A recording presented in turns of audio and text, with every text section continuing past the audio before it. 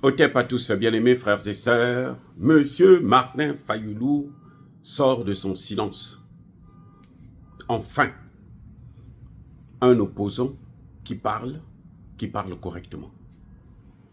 Monsieur Martin Fayoulou a parlé aujourd'hui et il a précisé qu'il n'y a aucune raison qui peut justifier qu'un homme puisse prendre les armes pour faire la guerre contre l'État. En d'autres termes, M. Martin Fayoulou condamne la rébellion, le terreau-terreau de Corneille Nangaa et ses soldats rwandais.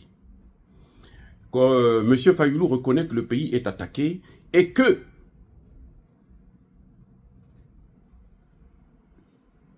la résistance s'impose. Et il dit à Corneille Nangaa un message clair.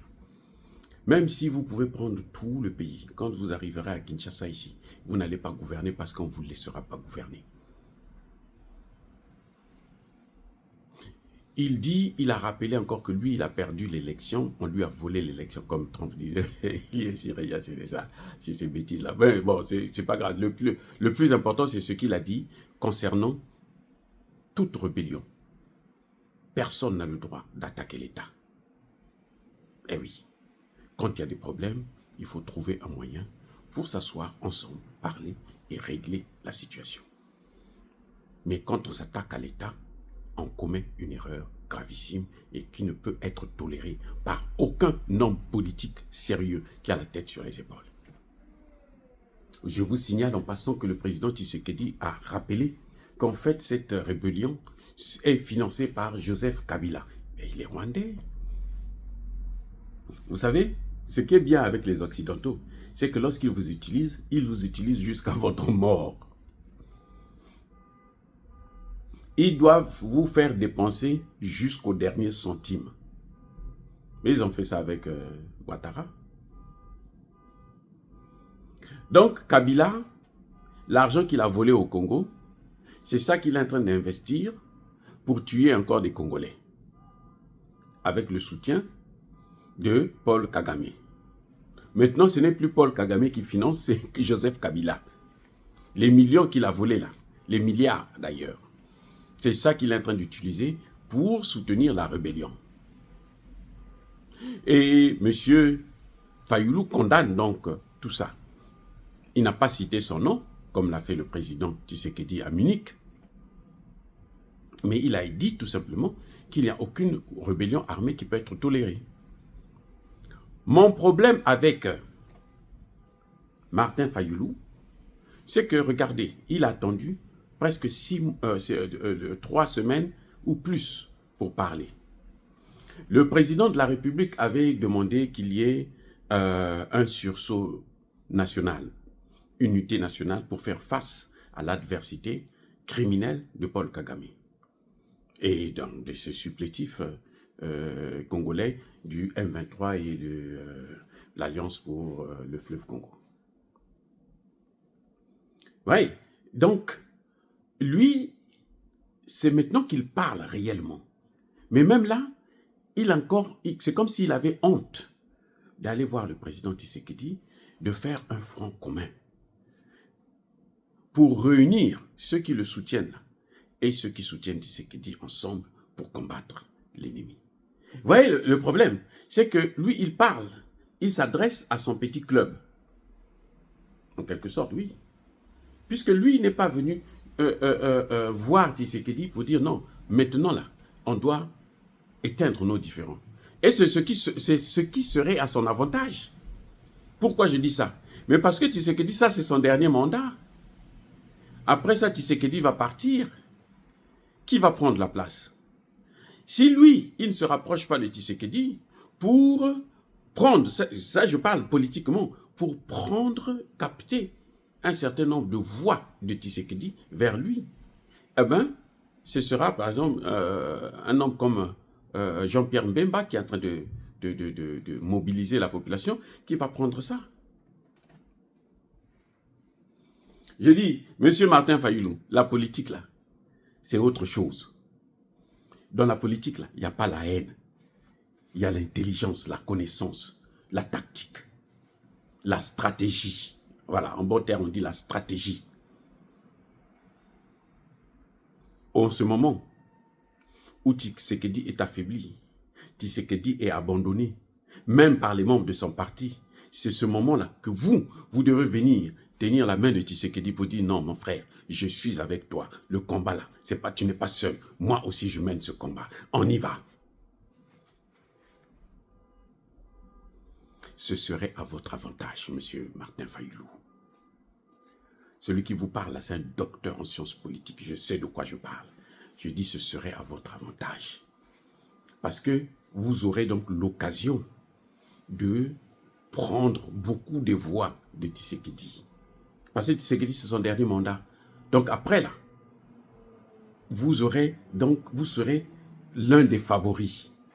Actuellement, le favori, c'est Jean-Pierre Mbemba. Parce que c'est le seul qu'on a vu dans ce gouvernement mobiliser la jeunesse. C'est le seul qui a mobilisé la jeunesse autour du président et pour recruter les militaires, les jeunes dans l'armée. Vous ne l'avez pas fait. Mais au moins, venez voir le président pour qu'on sente que non, mais vous êtes... C'est le moment de battre campagne, d'aller partout pour dire nous devons faire un front commun. Un mur, nous devons construire un mur pour arrêter tout. Pour faire face à Paul Kagame. Pour dire aux Rwandais que vous n'allez pas nous dominer, vous n'allez pas nous coloniser. Non, c'est fini ça. Même les Blancs ne reviendront plus nous coloniser. Les Américains, les Anglais et les autres auront peur de vous. C'est maintenant. C'est pas demain. C'est les étoiles n'apparaissent que la nuit. Et oui, c'est quand il y a la nuit que les étoiles viennent. C'est-à-dire que quand il y a des problèmes, c'est là que les vrais amis apparaissent pour dire « Nous sommes là. Tu n'es pas seul. » Et c'est parce qu'en politique, tout ce qu'on fait là, ça doit être stratégique. Pour ça, quand on cherche le pouvoir là, tout ce qu'on fait là doit être dans le but d'atteindre ses objectifs de pouvoir. Martin Fayulu n'a pas fait un bon score la dernière élection. Mais il peut faire un bon score si Tshisekedi n'est pas là. Mais pour faire ce bon score, c'est maintenant que Tshisekedi est en difficulté, que la nation a besoin de tous ces hommes politiques, que le Parlement congolais a failli. Les Caméré, tout ce monde-là, ils ne peuvent plus accéder à l'élection, à la présidence. La carrière de Caméré est terminée. La seule chose qu'il peut faire maintenant, c'est être député peut-être. Parce que dans son petit coin, là, les gens peuvent voter encore pour lui.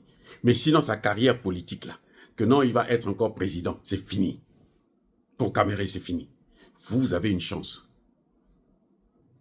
Vous avez une chance. Mais vous devrez la prendre, la mobiliser, chercher à vous rapprocher du président. Jacques Chirac l'a fait avec Mitterrand. François Mitterrand sort avec sa femme. Le foulard de la femme de François Mitterrand tombe. Jacques Chirac se baisse pour ramasser, pour donner à la femme de Mitterrand. Ce n'était pas une faiblesse. C'est la flatterie politique. C'est la stratégie politique. Et quand il arrive face à Lionel Jospin, Mitterrand a voté pour Chirac. Je reprends. C'est ça qui avait fait échouer Jospin. Mitterrand s'est rappelé de tout ça. Et pourtant, c'était son adversaire. Il dit non, celui qui est mûr là, c'est lui. Parce qu'il a compris les enjeux. En politique, là, il n'y a pas la haine. Même quand on a la haine, là, on ne peut jamais faire montrer ça, on ne peut pas sortir ça. C'est-à-dire que personne ne doit savoir que vous ne voulez pas le voir. Vous n'êtes pas là à critiquer parce qu'il faut critiquer puisque vous êtes opposant. Non. Quand c'est bon, il faut dire c'est bon. C'est ça qui vous fait grandir. Parce que même ceux qui sont avec ton adversaire politique, là, ils se disent mais lui, là, on dirait qu'il est intéressant. Et plus vous dites des bonnes choses, là, vous allez voir, vous allez les prendre vers vous. C'est ça la politique, monsieur Martin Fayulu. C'est juste un conseil, quoi. C'est juste un conseil. Parce que vous, quand vous arrivez à ce niveau-là, vous pensez que vous connaissez tout. Mais nous, on vous dit quand même que c'est comme ça. On ne vous voit pas mobiliser la jeunesse pour faire face. Vous parlez une fois, comme ça, par erreur. C'est vrai que vous avez bien parlé, mais ça ne suffit pas. On devrait vous voir mobiliser la jeunesse. Ce serait une occasion pour vous de rappeler aux gens que non, moi, je peux être votre prochain président.